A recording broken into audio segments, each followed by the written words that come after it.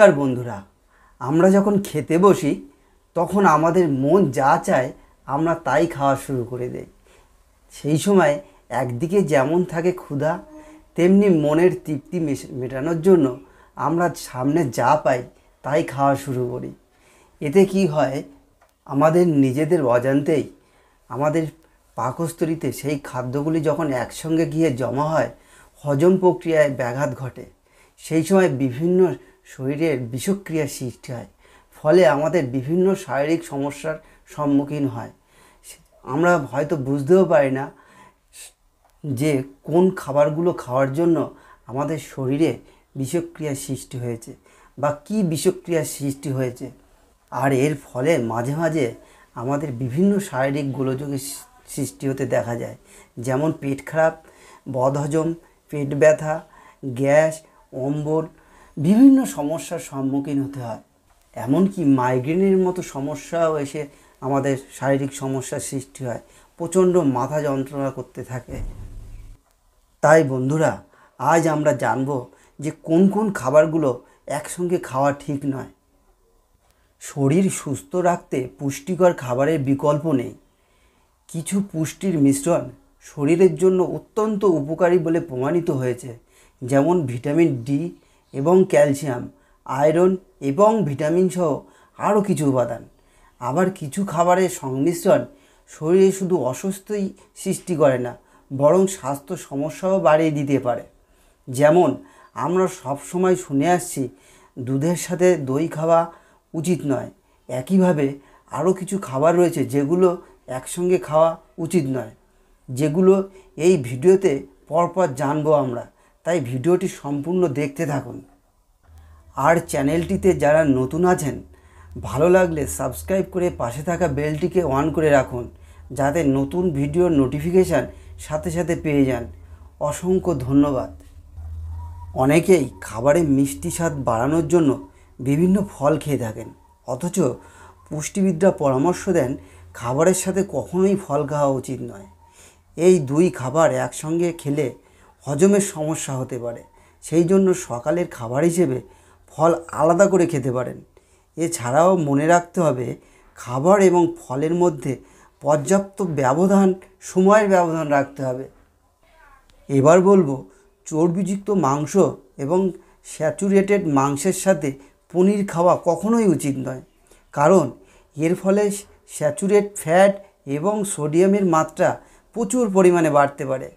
এছাড়াও এটি হৃদরোগের ঝুঁকি বাড়াতে পারে এবং সামগ্রিকভাবে আপনার শরীর স্বাস্থ্যকে প্রভাবিত করতে পারে।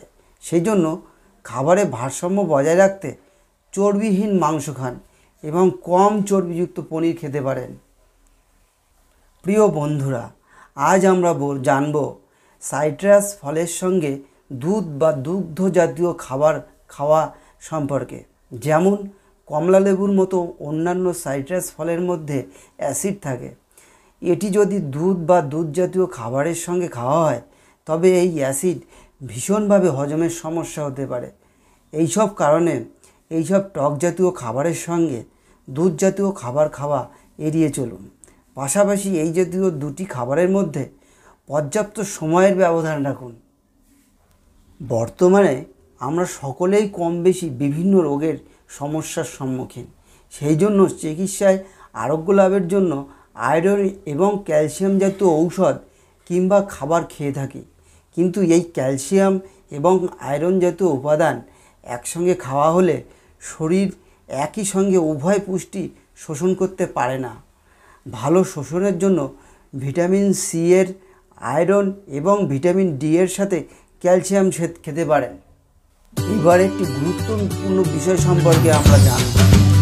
অ্যালকোহল, টক জাতীয় খাবার এবং কাঁঠাল কখনো পায়েসের সঙ্গে খাওয়া উচিত নয়। আর একবার বলছি, অ্যালকোহল বা মদ জাতীয় জিনিস, টক জাতীয় খাবার এবং কাঁঠাল কখনো পায়েসের সঙ্গে খাওয়া উচিত নয়, কারণ এগুলি একসঙ্গে খেলে বিষের মতো বস্তুতে পরিণত হয়। প্রিয় বন্ধুরা, পালং শাক যখন পাওয়া যায়, তখন পালং শাকের সাথে কখনো তিল খাওয়া উচিত নয়। এটি খাওয়া হলে ডায়রিয়ার ঝুঁকি বাড়তে থাকে। এবার আমরা জানব মাছের সঙ্গে গোলমরিচ খাওয়া বিষয়ে, হ্যাঁ বন্ধুরা, মাছের সঙ্গে গোলমরিচ খাওয়া একদমই উচিত নয়।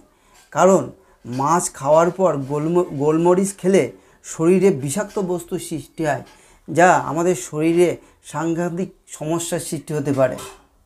আমরা অনেকেই করে থাকি কি, মধু এবং দই একসঙ্গে খেয়ে থাকি। এটা মোটেই একসঙ্গে খাওয়া উচিত নয়, কারণ মধু কখনোই দইয়ের সঙ্গে খাওয়া ঠিক নয়। এটি গ্যাস, অ্যালার্জি এবং ত্বক সম্পর্কিত যে কোনো সমস্যা তৈরি করতে পারে। এছাড়াও কখনো চিনি দিয়ে মধু খাবেন না।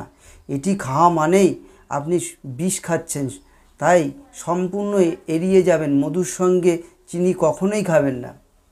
তাই এবার সকল বন্ধুকে বলবো, একটু ভেবেচিন্তে খান।